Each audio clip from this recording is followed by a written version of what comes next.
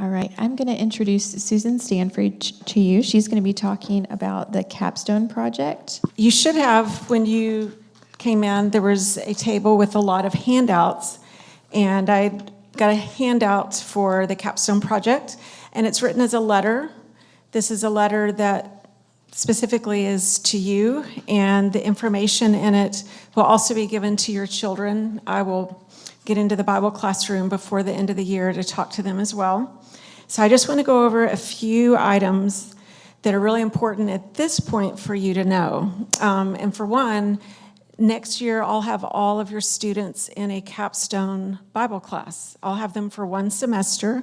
They'll be with me one semester, and then they will be in a financial planning class as well. And we'll all have half the students, the other teacher will have half, and then we'll swap. And it really is a fantastic venue to help them with their capstone project because the classes are not large, they're small. 10 to 15 is usually the max, and we're sitting around the table. And what I found is that the capstone projects really are birthed in community and a lot of conversation. And so that's what I've been doing with the students this semester is helping them develop a capstone project. So I'm going to read through some of these things just to make sure I don't miss something. One really important thing for y'all to know at this point is the capstone project is something that your student will do during junior year. They can't start the capstone project itself until junior year starts. So this summer, there's no stress on trying to get it done because it's not done until they can't start it till August. And then they need to be finished by February of senior year. The great advice that many people give them, including me, is to try to get it done by the end of the summer before they go into senior year. There are seniors who do a capstone project during senior year. Sometimes it's coaching or starting a club, something like that, that is very specific to senior year. But unless it has to be done senior year, it's really a good idea for them to get it done by the end of summer. Capstone is really something that the students have to own, and it's something that they really need to want to do. The juniors that I'm working with this semester have just finished their interviews. They choose a senior to interview about a capstone project. And the two pieces of advice that I have heard all day as they have shared those interviews in each class is, one, don't procrastinate, get it done early, but two, do something that you love. Choose something that is fun. Choose something that you'll enjoy because they're putting a lot of time into it.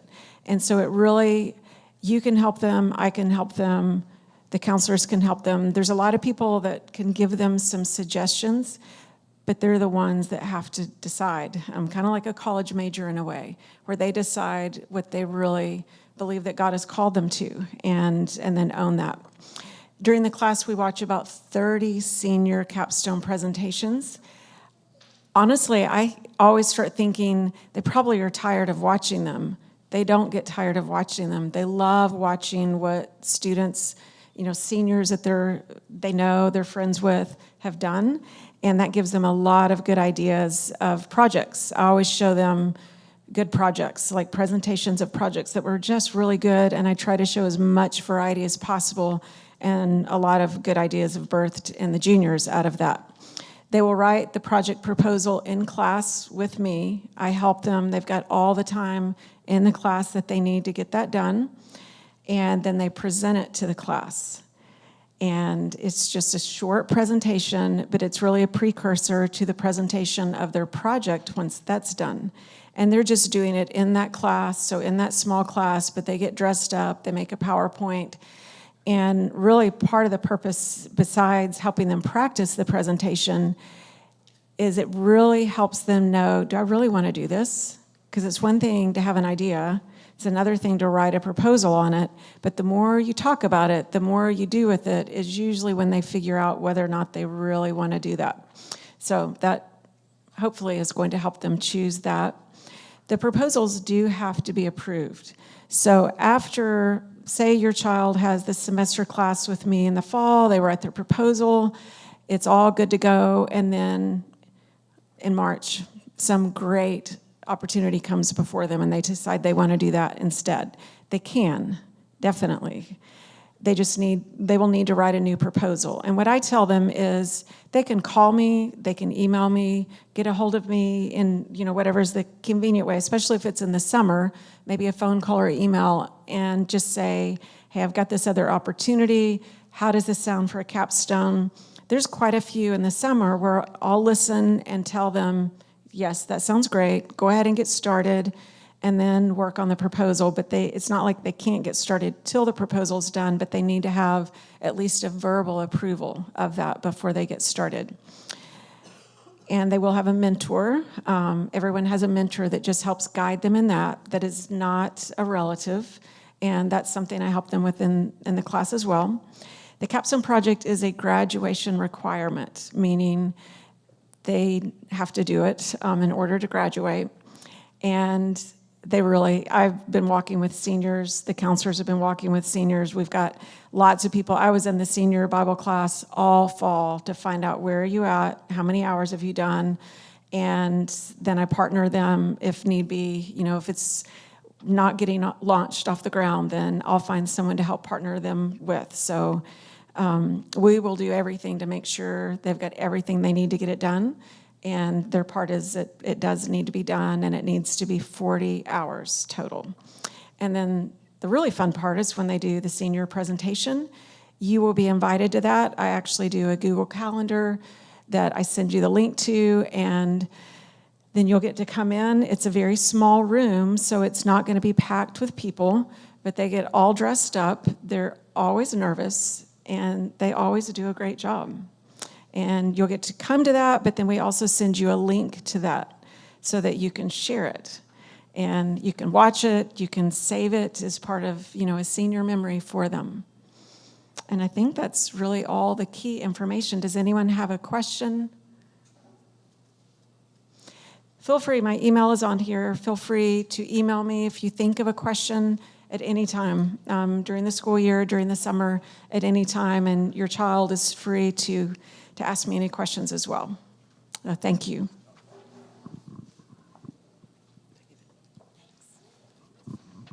Hi, everybody. A lot of you I already know. My name is Cindy Stauffer. I'm one of the counselors. If your last name is A through K, if it starts with A through K, I will be your student's counselor. This is Mrs. Kilburn. She is for L through Z last names. So welcome. I'd like to encourage you to go get some decaf coffee, cookies, spa water. This is a small group. It's going to be very casual. Feel free to ask questions as we go. How many of you know exactly what a school counselor does? Well, neither did I before I started at the beginning of this year. Now I can tell you for sure we do things in all of these areas. These are the 4 domains of school counseling. Tonight we're going to be talking primarily about career and college, but I want to just touch on some of the things we do in academic.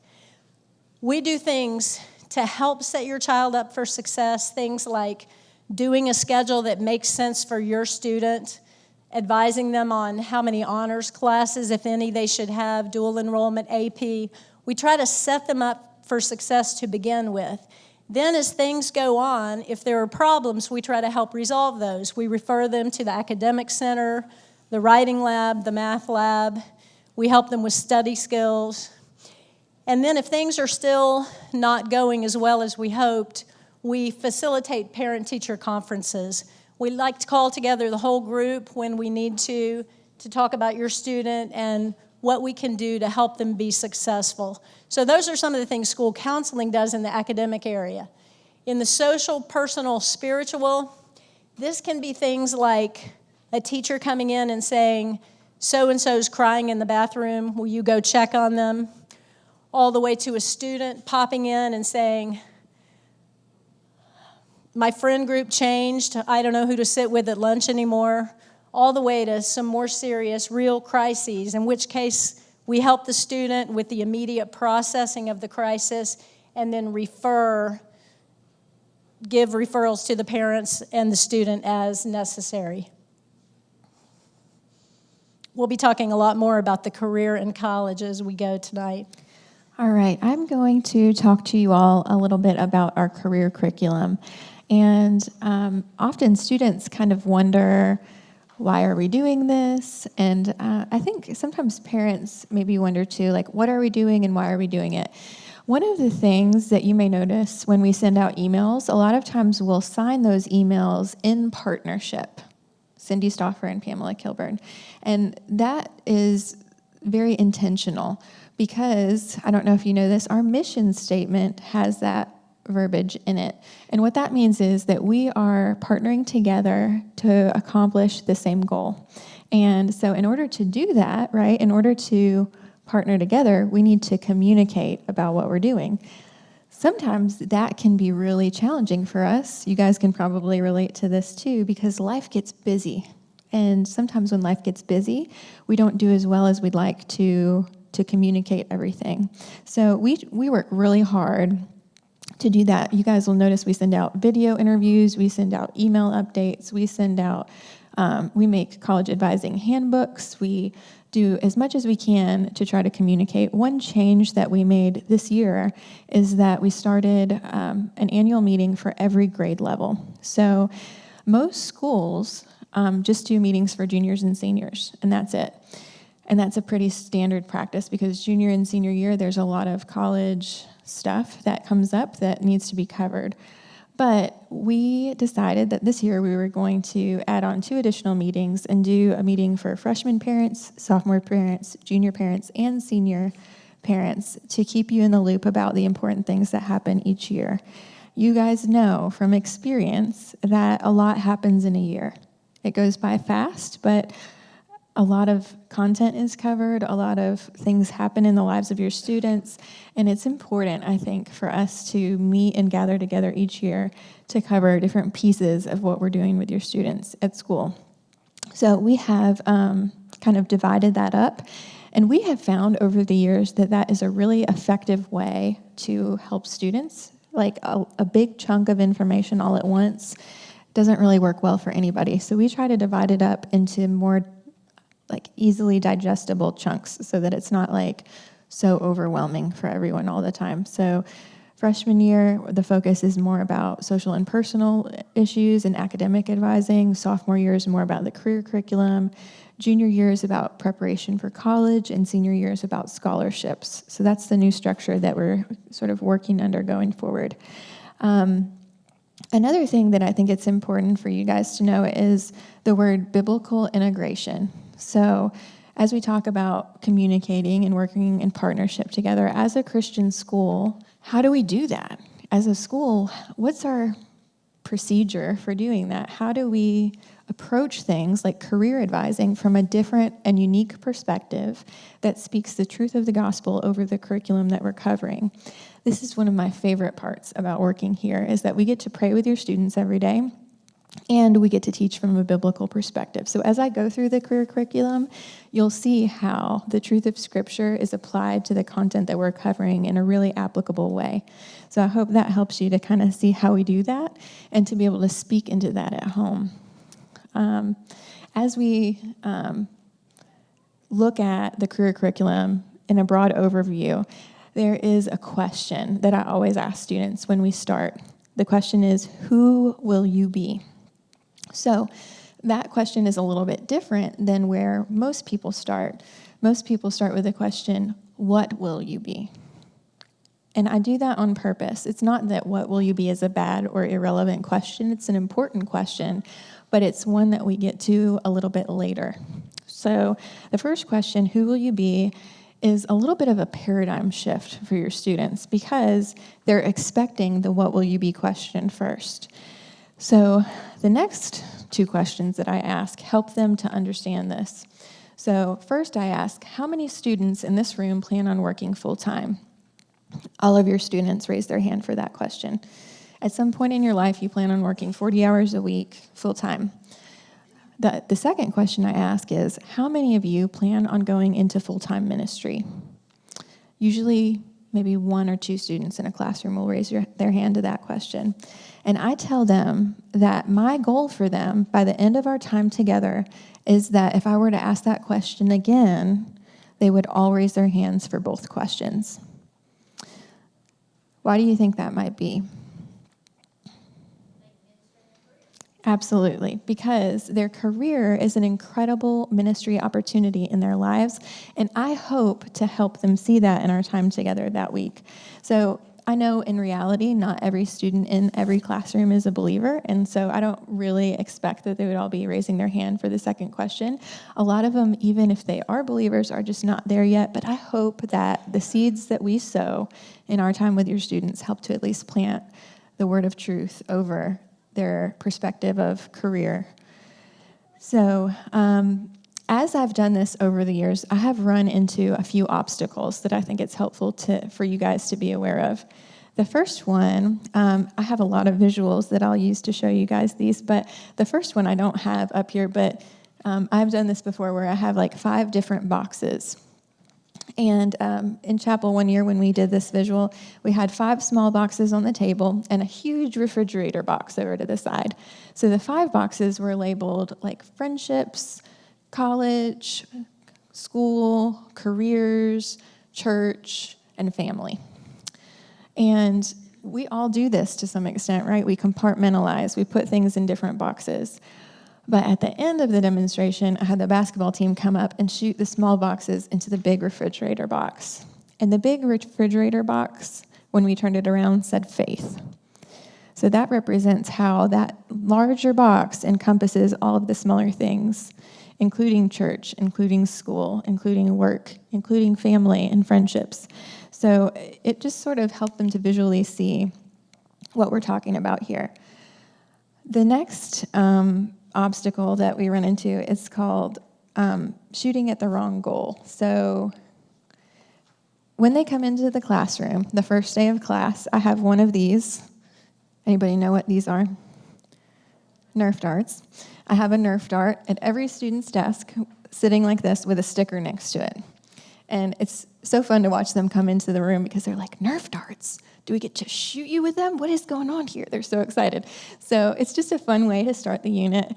They take the sticker, they put the sticker on the Nerf dart.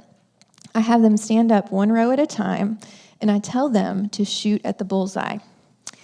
I've drawn a bullseye on the dry erase board in the front. But what they don't realize most often is that there's this dartboard in the back of the room. So they all stand up row by row. They shoot at the bullseye. They get so into it. I need to video record this sometime so you guys can see your students. They're so excited about Nerf darts and bullseyes. So they shoot their Nerf darts, and I ask them who won, who got closest to the bullseye. And they all say the one that stuck to the board that got the closest to the center of the bullseye. And I go off to the corner, and I pick up the dart that's furthest away from the bullseye. And I say, what if I told you that this dart won? And they all get so angry. This would be a really funny part for you to see, too. They get furious at me. They're like, absolutely, this is ridiculous. That's not what you told. That's not the rule of the game that you told us we were playing. Exactly. That captures it perfectly. I'm glad that you're frustrated because it's important to know the rules of the game right before you play. So I go back to this dartboard in the back of the room and I say, did anybody notice that there were actually 2 bullseyes in this room? And I didn't tell you which one to shoot at. I just said, shoot your dart at the bullseye. What do you think the different bullseyes represented?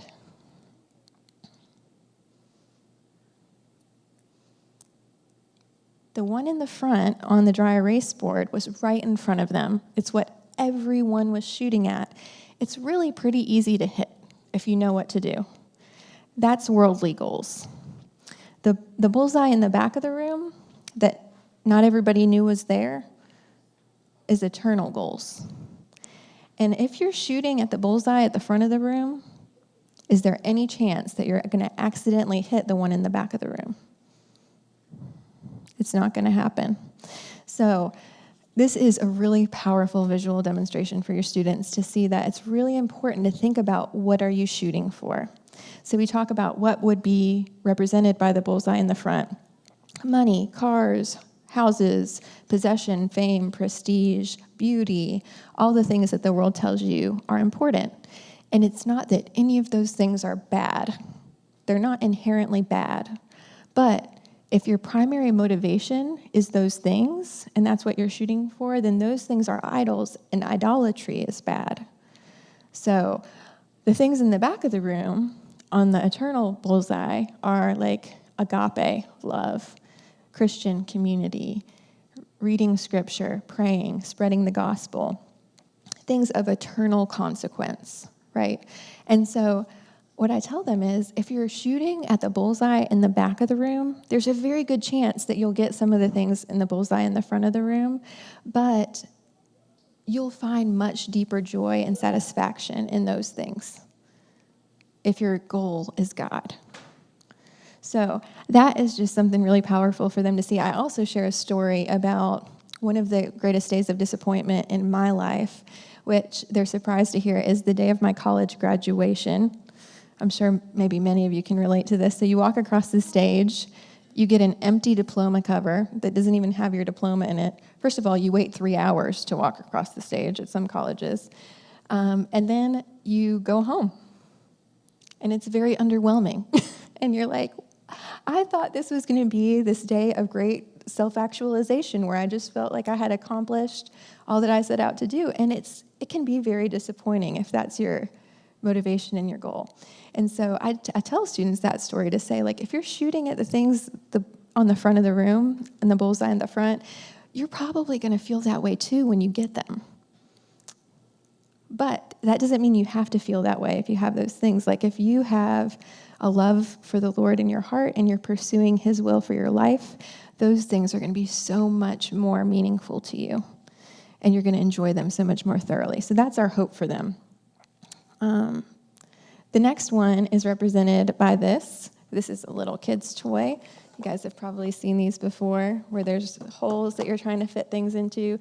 And so this represents the expression, it's like trying to fit a square peg into a round hole. So no matter how hard I try to fit this square block into this round hole, it's not going to work. And students do this all the time. So what this looks like in the classroom is a student who struggles in math and science. It does not come easily to them. Maybe they're failing chemistry right now, but they are sure that they're going to be a surgeon. And so it's not our job to tell them that they're not going to be a surgeon. It's our job to encourage them towards their goals. But it's also concerning when they have pigeonholed themselves to maybe a career that might not be a good fit for them. So how we approach this is we don't tell them, you're not going to be a surgeon. That's never a good plan for a high school student, to discourage them and dash their goals and their hopes and their dreams, right? So we don't say that. What we say is, let's keep your perspective and your options open. Okay, so we make them choose 3 different careers in order to accomplish that so that they don't pigeonhole themselves like that into one career that may or may not be a good fit. Also, they're part of the career curriculum when we do assessment. I put a picture of a tree up on the board, and I asked them, what is this? What is this object up on the board? And they say, oh, it's a tree. Gold star for effort. So it is a tree. What does a tree do? And we list off all of the things, and you'd be amazed how many things they can list. It prevents soil erosion. It provides oxygen to the atmosphere. It provides shelter for animals. It provides raw materials for us to use. It provides shade. There are so many purposes for a tree. And so what I say to them is, okay, what does this tell us about God? It tells us that God is purposeful. Do you think that if God has this many purposes for a tree, that maybe He has some purpose for you in your life? I think He does. And so then I say, okay, how do you figure out those purposes that you just listed for a tree? it's called science, right? They study it. So they study the tree and they figure out the different attributes of it that God has designed it intentionally for to determine what the purposes are. So in a similar way, we use career assessments to help students study themselves and to look at the unique ways that they've been created so that they get a sense of what God's purpose for them might be. It's really fun to see that process unfold. The next obstacle is procrastination. So this one is represented by an elephant. I'm sure that you guys are all surprised that high school students are ever inclined to procrastinate, but sometimes it happens. So in order to help them with that, we put a picture of an elephant up on the screen and say, okay, how do you eat an elephant? Is the expression. You should never eat an elephant. That's gross and not okay. But the expression is one bite at a time, right? So it helps them to think about, like, that's why we break it into small pieces. So we'll talk about in just a second what those pieces are to the career curriculum. But if they don't do that and they really succeed in procrastination, what I have seen is that at some point, junior or senior year, usually fall of senior year, they just have a meltdown because they're like, I have to make all these decisions at the very last moment all at once, and I'm overwhelmed. And we want to get ahead of the curve on that. We want to help them not be in that place where they feel like they've waited until the last moment and now they're overwhelmed. Statistically, 60% of people in the U.S. dislike their job. And we don't want your students to be in the majority of that statistic. We want to help them be in the minority. The last thing that has been an obstacle that we have tried to overcome is indecision. And so high school students are really clever in a lot of ways. So sometimes what it looks like outwardly is not at all what's going on inwardly. So their indecision might look like apathy, right? But a lot of times what's going on there is that they're being indecisive because they don't know how to make a decision. So knowing that helps us approach it, right? So what we do with that is I ask them, I say, do you know how to figure out God's will for your life? The vast majority of the time, their answer is no, even in high school. Because we haven't necessarily talked about it specifically and directly. And sometimes what I have realized is that I'm inclined to think, well, they'll just figure it out. They'll be able to connect the dots on this, or they'll be able to see how this applies to this other thing. And that's not always true. So we want to really take the time to slow down and address, how does Scripture apply to this? How does Scripture help us gain a deeper understanding? Do you guys mind if I take a moment to read a story to you that I use with your students? I love stories, and they usually do too. So when they do the reviews on this lesson, this is always one of their favorite pieces. And so I thought I'd share it with you guys so that you can hear it as well. This is the story of the Philippian jailer. So it started Paul and Silas in prison. As we were going to the place of prayer, we were met by a slave girl who had a spirit of divination and brought her owners much gain by fortune telling. She followed Paul and us, crying out, "These men are servants of the Most High God, who proclaim to you the way of salvation." And this she kept doing for many days. Paul, having become greatly annoyed, turned and said to the spirit, "I command you in the name of Jesus Christ to come out of her," and it came out of her that very hour. But when her owners saw that their hope of gain was gone, they seized Paul and Silas and dragged them into the marketplace before the rulers. And when they had brought them to the magistrates, they said, "These men are Jews and they are disturbing our city. They advocate customs that are not lawful for us as Romans to accept or practice." The crowd joined in attacking them, and the magistrates tore the garments off of them and gave orders to beat them with rods.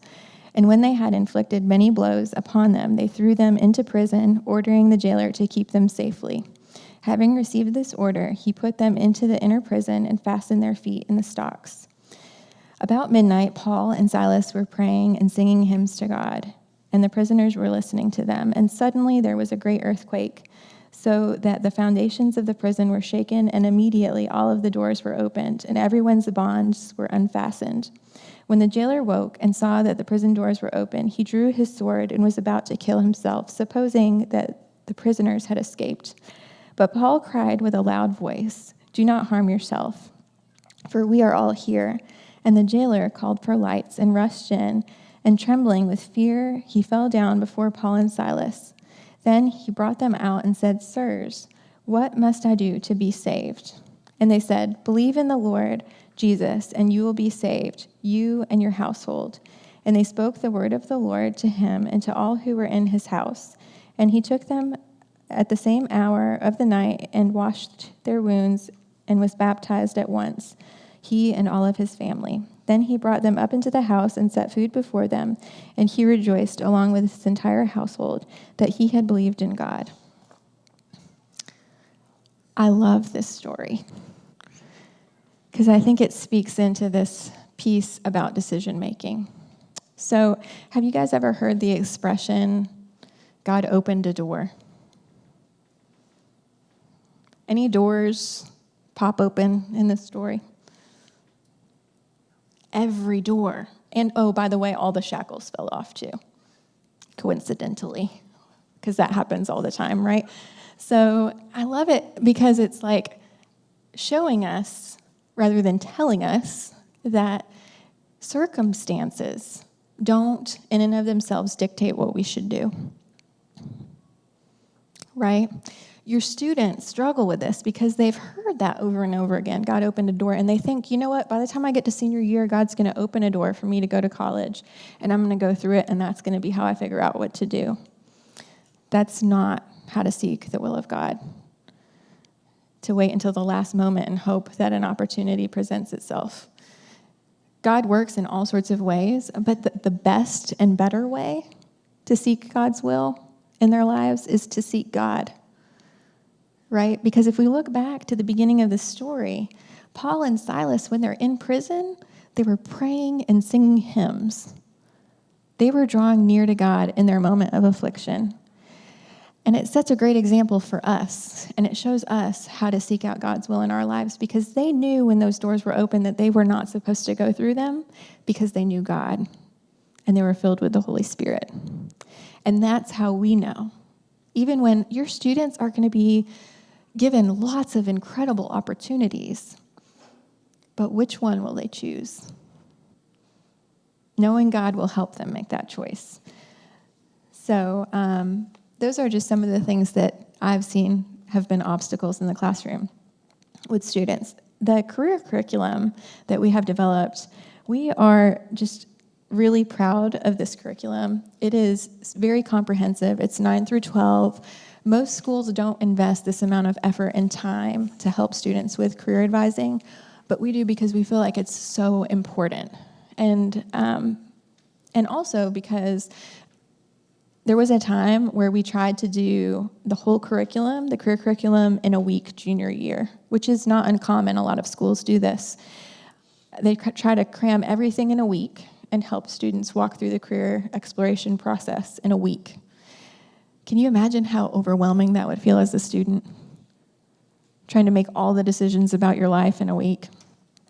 It didn't work as well as I think this does. So what we've done is we've broken it down into small pieces. So freshman year, they start with assessment.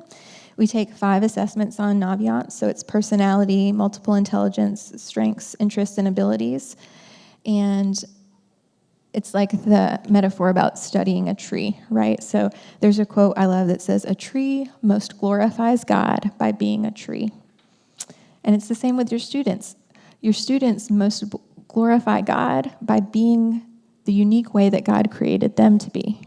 And so the more that they understand how they're uniquely created, the better they can pursue that. So that's the first step, is assessment. The second step is research. And that's sophomore year, and they pick 3 careers. So freshman year, they have 15 suggested careers based on their assessment. Sophomore, they pick 3 of those or they can be other careers. They pick 3 to research, and they have a research packet that they fill out that walks them through the research process. This helps them from the round, fitting a square peg in a round hole thing. It helps keep their options open. And a lot of times when they explore the options, they realize, oh, wait, to be a physician, you have to take a lot of math and science. Count me out. Like, I'm not interested in that. And they just come to that conclusion themselves. So that really helps them to understand the requirements of the job and the career outlook in that field. The third step is experience, which ties in beautifully to the capstone project. Mrs. Stanford talked about that earlier. The capstone project encourages them to get experience in a field that they're passionate in. This part of the career exploration process does the same thing. So it says, okay, you've figured out what you might be interested in. Now go explore it. And you guys probably won't be surprised at this statistic. Do you know where most students get their perception of what work will be like? Netflix. Yeah, Netflix. So not even documentary Netflix, like miniseries Netflix, like think Grey's Anatomy. That's what they think the medical field is like. So that's fiction, right? Not a really sound basis for gauging your future career. So we want to give them a real life perspective of what is this actually going to be like on a day-to-day basis. They can get this a lot of different ways. At the minimum, we encourage them to do something called informational interviewing. We give them a list of suggested questions that they might ask someone in that profession and encourage them to go interview a person. It takes like an hour to do that, and it will give them so much insight. They could also shadow or intern. There's a lot of other ways that they could get exposure and experience. The more, the better. But the average student changes their major, guess how many times in college? 4 to 6 times. If we can, through this process, get them down to 2, that saves you a few $1,000s and a lot of extra time that they could be working and employed and getting an income, right? So there's a lot of benefit to helping them think through this beforehand. Most students get their first exposure to the career that they'll be working in, guess when? After they're done with college and have already chosen a major and committed to that field, which is why most people don't work in the field that they major in, because then they get in the field and they're like, oh, that was maybe not a good fit. So they find something else to do. So this is so important and valuable for your students to get a head start on this. We understand that in high school, they very well may not get to the bottom of it, and they may very well change their mind again at some point. It's totally okay. We just want to get the ball rolling and getting them thinking about it. So the third step, junior year, is experience. The fourth step is senior year, professional skill development. So we talk about just the semantics of being successful in that career on a day-to-day basis. So things like professional networking, resumes, cover letters, interviewing skills, and recent studies have shown that there's a lot of importance in something called soft skills. So there's all sorts of studies that talk about different things that are important for them to learn, like grit, collaboration, innovation, mastery, technological literacy, things like that that are not as quantifiable and not as easy to teach, but equally important. So that's an opportunity for us to engage them on those things. And a few things in addition to that that might be helpful to you, for you to know. A lot of things have changed in the past decade or so in the occupational landscape. So what does it look like now for your student as they're getting ready to go into a career field? There's a lot of things that are different. So one is that studies say that a lot of the students who are being trained to go into professions now are being trained for jobs that don't even exist yet. So that's sort of like a paradox for educators, right? Because it's like, how do we prepare students for jobs that don't exist yet?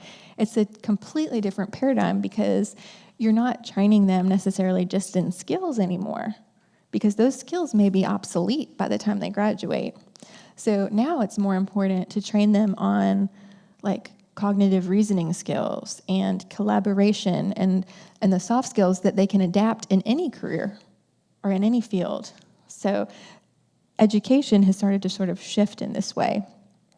A few other influences on the way that we educate things. One is your students are digital natives, so they have grown up with technology, which is new, so it's much more intuitive for them.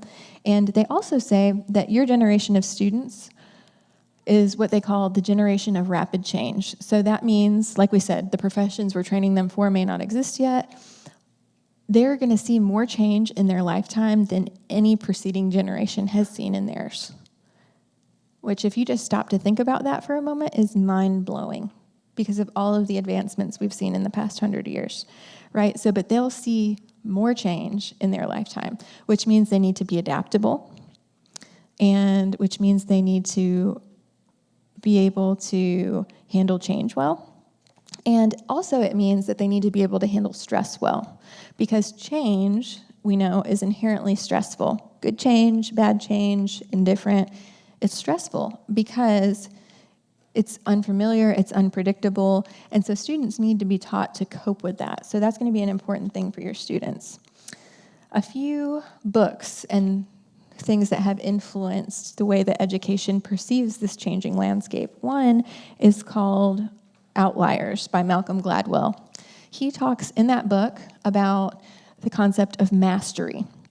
So he says that it's important for students, even though the specific skills are not important, practicing those skills is important. And he says it takes 10,000 hours to develop mastery in anything. So he recommends not diversifying yourself overly, but focusing on something that you want to get really good at and spending a lot of time with that something to get really good at it, which is what colleges are looking for. They're looking for students not necessarily who have done every single club and made straight A's in every single class and done everything, taken every opportunity that they've gotten, but students who know who they are and are pursuing mastery in something. There's also another book, How Children Succeed by Paul Tuff, and there's a book on grit by Angela Duckworth. There's also a TED Talk, which is a shorter version of that, but it talks about resilience and the importance of that for your students, being able to overcome all those changes and the obstacles that will be represented by those changes. So those are really great books. Another one that I love, this is one of my personal favorites. This is called Visions of Vocation, and this is an author named Stephen Garber. I had a chance to go to Regent College a few years ago in Vancouver to take a month-long course that he taught on career advising. And I'm going to show you a video at the end of this slide that shows his perspective on, it's called Common Grace. So he goes a little deeper in what we're talking about, how to apply your ministry to your work. Because even when I explain this to your students in the classroom, they struggle. Like in their journal responses, they'll say, okay, I get what you're saying, but I can't imagine what that would look like in an actual job. So he talks about this in this video in a really powerful way that I think captures it well. That's another great book. There's also, I mentioned Angela Duckworth. She has a TED Talk called The Key to Success, Grit, where she talks about that. There's also Carol Dweck. She talks about the power of believing you can improve.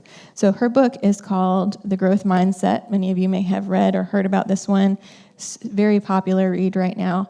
In this book, she talks about, she did a study. This study is so interesting. She's got two groups of students that she gave a set of puzzles to. One of the groups of students she praised for being smart. The other group of students she praised for working hard. Which one do you think performed better on the puzzles? Hard worker, absolutely, because the ones who were praised for being smart didn't want to lose that title of I'm the smart kid. They wanted to keep it, so they weren't willing to take risks. The group of kids who were praised for working hard wanted to keep that title. So they worked harder and they took risks. So that's really formative perspective on how we speak to our children and help them pursue these challenges that they're getting. I'm going to show you Oh, actually. So a common question that students and parents ask is, what is CAK doing to prepare students for these changes? Susan Stanford talked about capstone. That's a great preparation for students. They graduate having already taken some initiative and gotten some experience for themselves. Colleges value that. Employers value that. They also do something called Harkness in Bible class, where they're engaging in dialogue with other classmates and working through conflict. That is an invaluable soft skill that they're learning. Some of our students participate in something called CAK Ambassadors. There's also Student Senate and Youth Leadership Knoxville and other leadership programs that help them hone their leadership skills.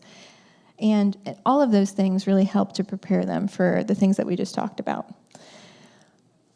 Another question that they ask is, what is the purpose of work? So, okay, my work is my ministry, but what's the purpose of work? And Colossians 3:23 speaks to that. It says, our work magnifies his glory.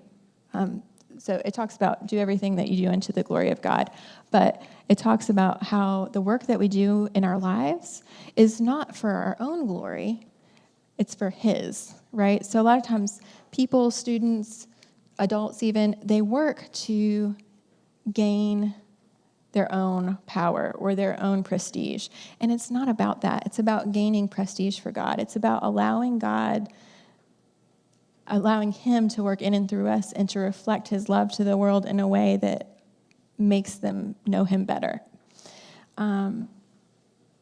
So a lot of times when people see things as yes or no, black or white, a lot of times they're more like a spectrum. So with this issue about seeing the opportunity to show God's glory through our work, there's two sort of extremes that are not good that we want to avoid, and there's a healthy medium here. So the one extreme is people who completely identify themselves with their work. They gain their whole sense of meaning and value and purpose in the world from their work, and it sort of becomes an idol. And you guys can probably envision or think of some people that fit that criteria. The other end of the spectrum is people who completely abhor work, and they hate it, and they're trying to avoid it at all costs, and they see it as a necessary evil at best.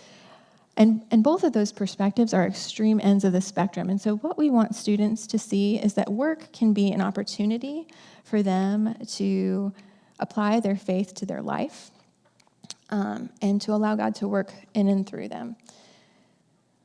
So how I like to see this is like, you guys can probably relate to this, having children. I give them the example of when your parents invite you into the kitchen, like especially when you're little. Like I have littles that are in elementary school, and sometimes I let them help bake cookies or muffins or whatever, and they love it. But if they weren't in the kitchen, would those cookies get baked? They might be a little more perfect, if little hands weren't putting them on the pan. But it's not about perfect. It's about inviting them to participate in the opportunity. And that's what God does for us, right? Like he's doing this work of redemption and restoration in the world, and he's inviting us into his kitchen and saying, here, do this with me. He doesn't need us. It's not like an obligation that we have to do. It's not another thing on our Christian checklist of how to be a perfect Christian. It's like he's inviting us to participate in this work. And there's so much freedom in that. So students we give them this number of how many hours that they'll work in their lives. So 40 hours a week times 52 weeks in a year is 2,080. And 30 years of work times 2,080 is 62,400 hours. That's a low average of how many hours a person will work in their life. So there's a quote I love that captures this. It says, do you know that nothing you do in this life will ever matter unless it's about loving God and loving the people that he's made? That's Francis Chan. So can you imagine 62,400 hours that don't matter? That is a tragedy. And so But the good news is it's preventable. If they can learn to see their work as a ministry opportunity and do work that reflects the love of God to the world, then their work can have that purpose and meaning and value that they're seeking in it. So I'm going to show you a quick video. The last question is, how can our work be our ministry? And there's a video that I have that I think Stephen Garber does a really incredible job of explaining this well as he talks about common grace. So I'm going to show you this. You talked about the concept of common grace. Why don't you talk a little bit about how common grace fits into the story, and then we'll talk to Hans a little bit about kind of how he fits into this. It's a difficult idea to get your mind and heart around common grace. This is not Dallas Theological Seminary, but another seminary that all of you would know about. We were doing a D-Min program in a cooperative way with the seminary on these questions of faith and vocation and culture, actually. And they sent us some students one week to kind of work out what this looked like in the city of Washington.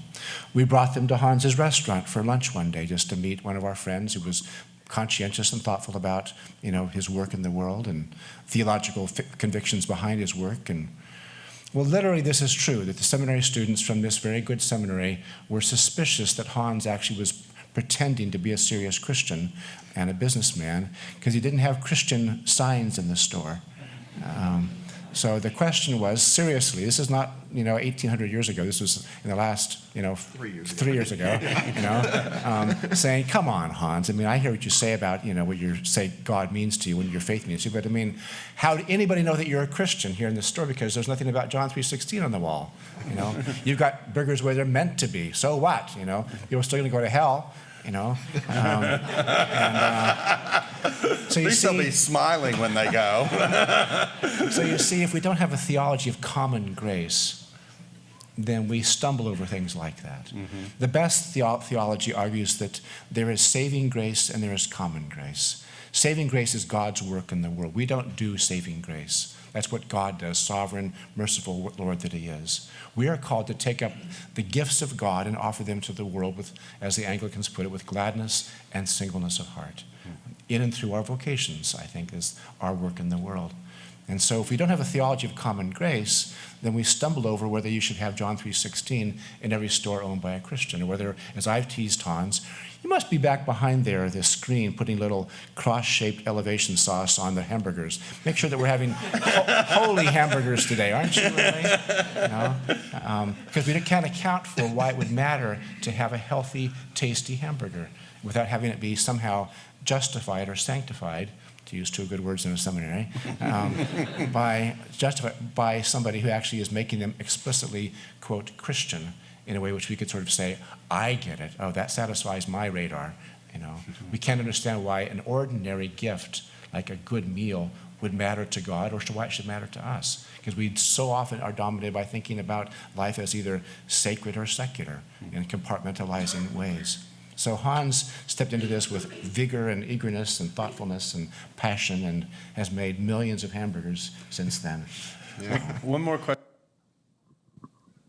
All right, so common grace. There's a quote similar to that says, a Christian shoemaker makes Christian shoes not by putting little crosses on the bottom of each one, but by making excellent shoes. And that's what he's talking about in this video. He's talking about how the work that we do reflects the excellence and love of Christ to the world. And it's so important for students to get a picture of this and see how it can apply to their lives. Also, Jesus said, what were the two most important things? Love God and love others, right? That's the two most important things according to Jesus. So if he says that those are the two most important things that we can do with our life, it's important to help students see how they can apply those things to their work. So I hope that helps just to kind of give you a perspective of where we're coming from when we talk about work with your students. This is obviously something that I could just talk about forever and ever. So I'm sorry about that. I will do better next time. But if you would like to know more or hear more about that, definitely don't hesitate to reach out because we would love to talk to you more about that. But that's just a quick overview of some of the things that we cover. So, okay, sorry, my slideshow went away. All right, so the next thing that I'm going to talk about with you guys is using Naviance. So you've probably heard this, and maybe you are procrastinating a little bit because it's unfamiliar. So we're going to help you be familiar with Naviance. So Naviance, this is a picture of what it looks like. To get there, the easy way is you're going to go to the CAK Warriors website. You're going to click the About menu, A to Z, and you're going to click N for Naviance, and click this link for Naviance to log in. And if you've logged in before, you're going to have an email and a password. If you forgot your password, you can just click that to reset it. But if you've never logged in, and this is completely new and unfamiliar to you, you're going to send an email to your school counselor and just ask for a registration code. If you need a registration code, you're going to click I need to register, and you're going to enter that there and click register. When you get logged in, it looks like this. So Naviance is a really powerful tool to help with college and career advising because it keeps everything in one place. So when your student logs in and we do work in class, they put it in here, and I can see and view all of it. And you can too as their parent. So you can see the career assessments that they've taken. You can see the colleges that they've added to their list. What you cannot do is do things for them in here. You cannot add colleges to their list. You cannot add careers to their list. Naviance sort of ties your parent hands behind your back a little bit, and they're trying to help you help them appropriately with this. So it gets a little bit tricky as they get older because students, part of what we're doing with them as we work through this process is teaching them to do it for themselves, right? It's much easier to kind of do it for them and to take the lead on it, but it's much better for them to be encouraged to take the lead. So what does that look like? It looks like praying with and for them as they make this important decision about their future. It looks like discussing options and being honest about the financial opportunities available to them. How much would you be willing to contribute to their college education? How much do you expect them to contribute to their college education? It looks like attending visits together and helping them prepare for those visits. And it looks like encouraging them to make the phone calls. As parents, even as school counselors, we don't make the phone calls for students anymore because college reps really want to see them taking the initiative and making these calls themselves because it shows the college rep that they're ready for that next step of maturity where they're going to be taking on a lot of this responsibility for themselves. So they can model that, they can show that they're capable of that in this process, and it helps to prepare them too. So as you come in, we encourage, parents will talk more about later, we encourage you to come in and schedule advising appointments. As you do that, make sure to bring your student with you because it's a great opportunity to help that prepare your student for college when they'll be meeting with an advisor without you there. So if they get some practice here in high school coming in with you, they'll feel more ready for that time in college when they won't have you there with them. So it kind of helps to prepare them for that next step.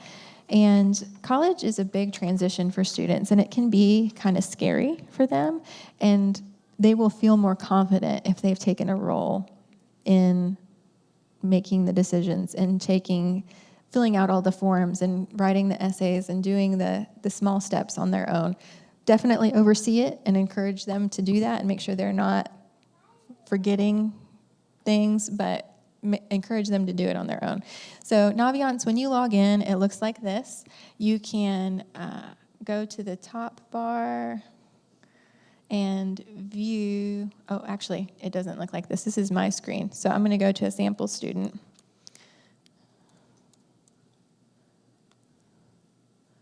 And her name is I'm a B student.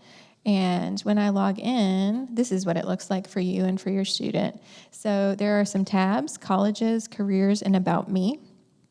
And students can add colleges to their list here. They can request transcripts. They can request rec letters. All of them get electronically submitted through this portal. Their application does not. They're applying on the college's website or on Common App, but their transcripts and their rec letters get sent here. So this is where they'll go for that. It also helps us to see what colleges they're applying to and walk with them through that process. Same thing with careers. If we go to careers, it'll show some of the careers that they have indicated that they have an interest in. And if we go to About Me and click My Assessments, we can view all of these assessments that I just told you they did freshman year. So you have access to view all of that as well. So if you haven't used it yet, make sure to let a school counselor know if you need help getting logged in. All right, I'm going to hand it over to Mrs. Stauffer to talk about college visits. How many of you, your sophomore is your oldest kid? Okay, so this is your first time going through the process. So we started with career with Mrs. Kilburn's talk. Now we're going to back it up into how do we get there. So mine's going to be a lot briefer. I'm just going to walk you through some of the mechanics. We have learned that senior year hits hard for students. We require at CAK that all college applications be in the 1st of November, senior year. So really, junior year is the time to do all the college prep stuff. That's why we're talking to you now. We're almost into junior year. So we want to make sure that you're ready. First thing, this summer is a great time to take your students on college visits, starting this summer and all next year. Junior year is a great time to talk to them about what might be the right fit for them. Talk to them about things like, do you see yourself at a big school or a small school? Is it important to you to be where there are big SEC sports, or is there some other thing that you must have in your college? Do you see yourself at a Christian school, or is that not a factor? Do you see yourself close to home? Or do you see yourself going across the country to get a new adventure? Talk to them about these things so that they can start to think, what kind of school might be right for me? Also talk to them about how important is it to you to go to a big name school? Are you trying to go to the Ivy League? Are you trying to go to a good school but get the total college experience through lots of other activities? Do you just need a school that's affordable and provides you the basics and launches you into a career? It's really important to start having these conversations. And, if you're on a family vacation and you're going near a school, even if it's not a leading contender, just take some drives through college campuses and start to show your student things about the college. Have them get a feel for what kind of feels right to them. Because what I noticed with my own kids and what I noticed with the seniors this year is they look around a lot, they talk to others a lot, they talk to adults in their lives, they look around, and in the end, they just kind of settle into something that feels right. And I think the sooner you start that process and that conversation, the less scary it is when it's senior year. One thing I saw this fall, this being my first time as a high school counselor going through this process, is as soon as students started to get accepted, the other students got very nervous. And the parents got nervous because they heard that the other students had been accepted, and this kind of frenzy started in the senior class. And it doesn't have to be that way. We don't want it to be that way for you, and we don't want it to be that way for your student. So we backed this meeting up, and we wanted you to understand kind of the entire career curriculum. But another part of this meeting is just kind of understanding what you can do right now, this summer, and into next year to get ahead of things. So college visits is one thing. The next thing is the ACT. Okay, we recommend, there's an ACT in June and there's one in July of this summer. We recommend you sign your student up for one of those. Personally, if you're available in June, I'd recommend that one. And the reason why, in June, your student no longer has homework hanging over their heads, but they're still kind of in the school mode. Not too much summer has gone by. So if you sign them up, that can be their first time. That can be their baseline test. So they don't need to do prep. They don't need to do anything other than what they've already done in their classes. Just have them take it and get used to it. Some students go to Farragut to take it. Some go to Bearden. Some go downtown. We have heard consistently that Bearden is a good place to take it. They're very organized in how they get the students in and into where they're going to be taking it. I recommend that once they take it at one place, they always take it at that place because that just simplifies things. They go into the same place, they know where to park, they know what the rules are. Everything that they do that can make it simple and take stress out, that's what we want so they can focus on the material. Once they've taken it a couple of times, they get better at managing their time. They start to see the breakouts on their scores. They realize where they need to hone in. They can get some test prep. We're offering a test prep class here for the first time in the fall. There's also lots of test prep available that we can give you lots of references to test prep. So we recommend that your student take the ACT several times through their junior year and even into the fall of their senior year if they still haven't gotten to the score they're looking for. For the Hope Scholarship, the Tennessee Hope Scholarship, your student needs either a 21 on the ACT or a 3.0. Now, many students are going for very competitive scholarships. The starting point for the really competitive scholarships is a 29 on the ACT.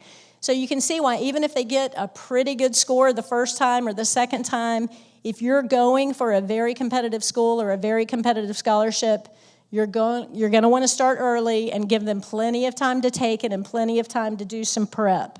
The next thing, looking ahead junior year, if your student is interested in playing sports in college, they need to be registered with the NCAA by the end of junior year. If they might be a national merit contender and they've done extremely well on the pre-SAT, they'll be taking that again junior year to see who might have national merit distinction. We offer a couple of great opportunities. Boys State and Girls State, those are things that juniors go to just after their junior year. We normally have 2 slots for Girls State and 2 slots for Boys State. It's where you go and you do mock government, and a lot of Tennessee politicians will come in and talk. They'll lead activities. So it's kind of their first real chance to have a real networking opportunity with other students that are interested, not necessarily in government, but in leadership and communicating and being movers and shakers within the state or within the nation. So that's something to listen out for when we put out the call for Girls State and Boys State. The other one is Governor's School, and that's where you can go different places and study during the summer, special areas. We've got 2 students going this summer, one in the area of teaching and one in the area of voice. So those are great opportunities. And those particular, the Girls State, Boys State, and the Governor's School, those are very distinctive. Colleges, when you're doing scholarship write-ups, those pop because people know. It's kind of like an AP test. I mean, everybody knows what those are, and they know that they're big deals to get into. College fairs, you'll see some fairs announced. You'll hear about fairs announced. There's usually a Christian college fair in the area, and also one of the bigger high schools like Oak Ridge, Farragut, Bearden will host a big college fair that has colleges from all over the country. Listen out for those. And when you hear about college reps coming, we have a calendar on Naviance, the system that Mrs. Kilburn talked about, where you can see what colleges are coming. Many times we found parents somehow missed the word on that. I mean, they're coming really frequently in the fall. What I have told the juniors this year, go. Even if you don't say a word, even if it's not a college you think you're interested in, go and get something from their table and take a look at it. You never know. There are some really cool special programs at no-name colleges that might be a fantastic fit for your students. So at least pick up the information, say hi, and later that day look through it because you might be surprised at what you find. Also, when your student goes around, we've just found that it's a great idea if they can have some pre-printed labels that have name, address, email on them so that the colleges all want you to sign on the sheet when you go to a college fair. They want the students to provide all this information, and you want your student to get around to as many tables as they can. So if they come with pre-printed labels and they can just stick the label on the college list, that helps them move around a little quicker. Okay, the next steps, we really recommend that you come in with your student or just send your student in. It's okay, but a lot of times it's parents with their student to talk about, we really don't get the whole college thing and we really don't know where to start and we don't even know what colleges to go see and tell us again about the ACT. And we welcome you at any time, starting now, but we really recommend that you do it sometime between now and the end of junior year so you're ready the summer after junior year to do everything that's required to launch your student. Next thing is, if you can just plan some college visits, just a few. I mean, UT's here, so maybe you start with UT. Maybe you go a little further. Maybe you drive to Cleveland and you go ahead and do Lee on your way to UTC. And they can be small visits, they can be day visits. It doesn't have to be a big deal. But if you start small, then you can look around, you can continue to look online. There are lots of different places. There's a new site called Campus Reel, and it's students doing little mini movies about the college. They'll walk you through the dorm, walk you through the chow hall, walk you through typical life in the day of a student at Berry College is one that I watched recently. So there are lots of things you can do. I encourage the juniors this year, and the same applies to the sophomores. On the 1st of May, we have signing day, and that's when every senior that has made a college selection, that's kind of the national signing day when you should have made the college decision by the 1st of May. So the students, we have a special get-together for the whole student body, and the seniors will, one by one, at the microphone say where they're going to go. So I was in the junior classrooms, and I said, that is a great time for you to listen. These are some of your peers. These are decisions they've made, and they've already done their research. They've already done these visits. So listen to what they say, especially if it's somebody that you kind of relate to, like you're a similar caliber student, or you've always just kind of liked that person. You did musical theater together. Listen to what they say and then go ask them, why did you choose that? Where else did you apply?